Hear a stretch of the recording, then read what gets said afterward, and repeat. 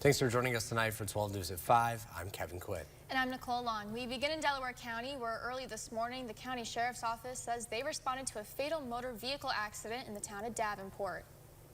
An investigation by the sheriff's office found around 1 a.m. this morning, a vehicle driven by 18-year-old Jaden Aviles of Terrytown, New York, lost control while attempting to make a turn on State Highway 23.